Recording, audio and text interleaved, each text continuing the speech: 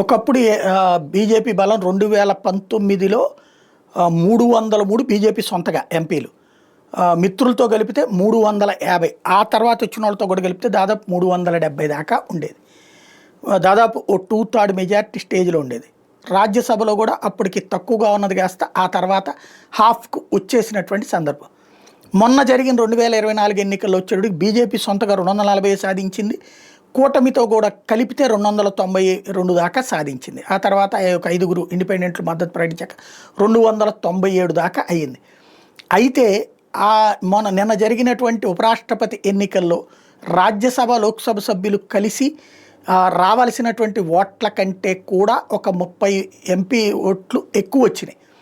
దానికి తర్వాతన ఇప్పుడు ప్రధానంగా చర్చ జరుగుతున్నది ఏంటంటే శివసేన ఉద్ధవ్ థాకరే వర్గం, ఎన్సీపీ శరద్ పవార్ వర్గం మొన్న జరిగినటువంటి పార్లమెంట్ ఎన్నికలు గట్టి సీట్లే సాధించారు, లోక్సభ సభ్యులుగా గెలుపొందారు అనేక మంది వాళ్ళు, అప్పుడు కాంగ్రెస్తో కూడా కలిపి ముగ్గురు కూడా. అయితే వీళ్ళిద్దరు పార్టీలకు సంబంధించినటువంటి ఎంపీలు మాత్రం ఆ తర్వాత అక్కడ బీజేపీ నేతృత్వంలో ఏదైతే ఉద్ధవ్ థాకరే నుంచి విడిపడినటువంటి షిండే శివసేన, అట్లాగే శరద్ పవార్ నుంచి విడిపడ్డటువంటి అజిత్ పవార్ ఎన్సీపీలతో కలిసినటువంటి కూటమి ఘన విజయం సాధించినటువంటి నేపథ్యంలో, దాదాపు 2/3 మెజార్టీ సాధించిన నేపథ్యంలో ఇంకా 4 సంవత్సరాల పరిపాలన ఉంటుంది.